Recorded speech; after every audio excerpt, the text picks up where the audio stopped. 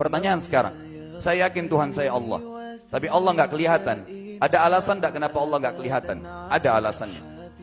Anda tanamkan baik-baik, ini masalah akidah yang paling penting. Kata Nabi, atau disebutkan dalam banyak riwayat, bahwasanya nabi-nabi pun belum pernah ada nabi yang lihat Allah, termasuk Nabi Muhammad SAW. Kita ambil dalilnya dalam hadis Bukhari.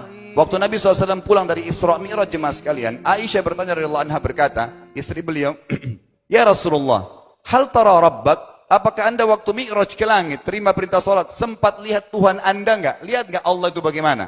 Apa jawaban Nabi SAW? Nurun ala nur anna arah. Allah itu cahaya, di atas cahaya, terang sekali. Bagaimana saya bisa melihatnya? Artinya Nabi SAW mengatakan, saya sendiri belum pernah lihat bagaimana itu Allah. Contoh sebelumnya Nabi Musa alaihissalam. Nabi Musa waktu menerima wahyu Taurat, itu selama 40 hari, turun Taurat lengkap. Al-Quran 23 tahun baru lengkap. Kalau Taurat 40 hari, nunggu di gunung Tursina. Tursina sebuah wilayah di Mesir sekarang. Itu banyak gunung-gunung batu, ada satu gunung batu yang tinggi, Nabi Musa nunggu di situ. Setiap hari Jibril datang turunin surah, turunin ayat gitu.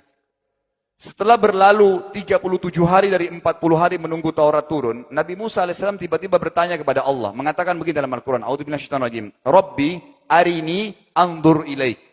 Wahai Tuhanku, izinkan aku melihatmu. Aku beriman kau ada ya Allah, tapi aku ingin lihat kau bagaimana. Allah menjawab, tidak mau mengecewakan Nabi Musa, sebagai manusia Allah mengatakan, lan tarani.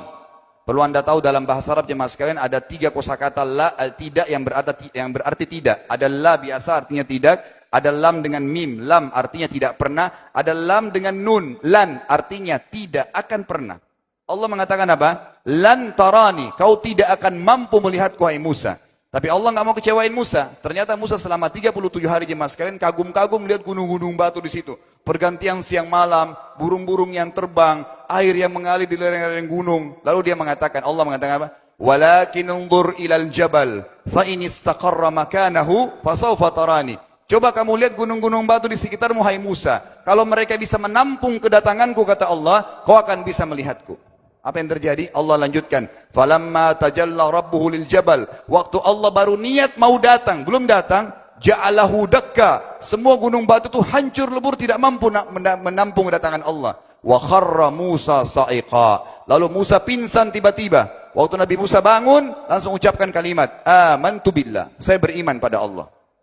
Berarti fakta lapangan, nabi-nabi aja belum pernah lihat Allah. Masih pertanyaan lagi jemaah sekalian, kenapa Allah nggak bisa kelihatan? Saya akan jawab dan tolong ini jadikan sebagai pegangan hidup.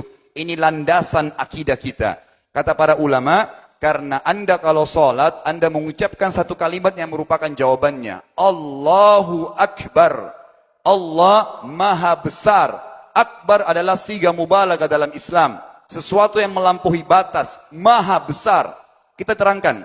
Kata Nabi SAW, perumpamaan bumi yang kalian tinggali ini dibanding dengan langit pertama di atas kepala kalian ada 7 lapis langit. Allah mengatakan sab'an shidada, 7 lapis langit yang kokoh. Alladzi khalaqa sab'a samawatin tibaqa, yang menciptakan langit tibaqa bersusun 1 2 3 4 5 6 7. Allah di atas langit ke-7.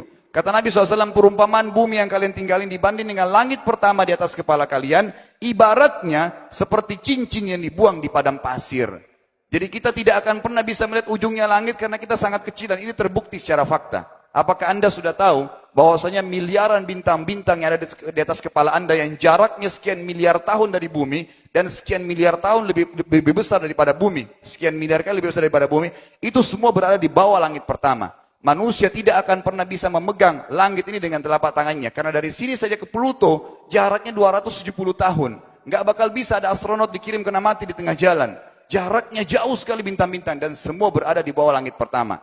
Kata Nabi SAW, di atasnya ada langit kedua besarnya. Digabung antara bumi sama langit pertama seperti cincin dibuang di padang pasir. Langit ketiga, 2, 1 dan bumi digabung tiga-tiganya. Dibanding langit ketiga seperti cincin dibuang di padang pasir. Sampai langit ke-7. 5, 6, 4, 3, 2, 1 dan bumi. 7 digabung. Dibanding langit ke-7 seperti cincin dibuang di padang pasir. Dan langit yang luas ini jemaah sekalian dipenuhi dengan makhluk Allah yang lain namanya malaikat. Dalam hadis Bukhari kata Nabi SAW, waktu saya sedang dimi'rajkan ke langit, tidak ada 4 jari pun ukuran di langit yang luas itu, kecuali saya temukan malaikat yang sedang ruku atau sujud, penuh dengan jumlah mereka. Anda tahu malaikat itu ada namanya nama kelompok, seperti Rakib, Atid itu kelompok, di bawah Rakib banyak miliaran malaikat, di bawah Atid miliaran malaikat. Sama dengan Munkar Nakir, ada memang nama kelompok. Makanya kalau manusia 5 miliar, rakib atidnya 10 miliar. Rakib atidnya 10 miliar. Lalu kata Nabi SAW, di atas langit ketujuh ada Sidratil Muntaha.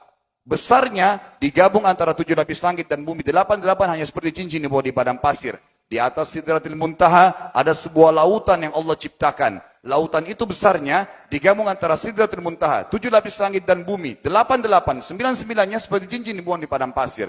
Makanya kalau anda baca Quran, anda baca ayat wa kana arsyu alal ma, singgasana Allah di atas air. Ini maknanya. Air adalah ada lautan. Lalu kata Nabi SAW, arsy-nya Allah di atas lautan itu singgasananya Allah. Besarnya digabung antara lautan, Sidratul Muntaha, 7 lapis langit dan bumi. 10-10-nya hanya seperti cincin dibuang di padang pasir. Anda sudah hafal ayat kursi? Apa artinya? Ayat tanda-tanda kebesaran Allah. Kursi itu artinya bukan tempat duduk, tapi tempat pijakan kaki raja di singgasana. Kalau raja ingin naik singgasananya di pijakan kaki, itu namanya kursi. Kita baca apa? Wasi'a kursiyuhu as-samawati wal ard. Pijakan kakinya Allah saja sudah menutupi seluruh langit dan bumi ini. Jadi kita mustahil bisa melihat Allah karena besarnya Allah Azza wa Jal. Tinggal kita tutup jemaah sekalian. Kira-kira, lalu bagaimana saya berhubungan dengan Allah? Jawabannya sederhana. Anda lingkari namanya Allah, ini Tuhan kita. Yang menyembah selain Allah kafir, yang mempartisipasikan Allah dengan makhluknya, masih sembah berhala, kuburan, jimat, namanya syirik. Dua-dua nggak boleh. Untuk berhubungan dengan Allah yang tidak kelihatan dengan mata kita ini, tapi kita bisa rasakan keberadaannya, cuman satu cara. Di bawahnya lingkarin ibadah. Salat, puasa, zakat, haji, takziah, ziarah kubur, semua ini adalah rangkaian ibadah untuk berhubungan dengan Allah. Semua ibadah ini jemaah sekalian, harus seperti yang Allah mau, bukan yang Anda mau. Ini penting. Karena kalau tidak seperti yang Allah mau, Allah tidak terima. Bagaimana caranya supaya bisa seperti yang Allah mau? Ikuti buku pedomannya. Ada Al-Quran, ada Sunnah. Yang beribadah keluar dari 2 pedoman wahyu ini, tidak akan diterima oleh Allah.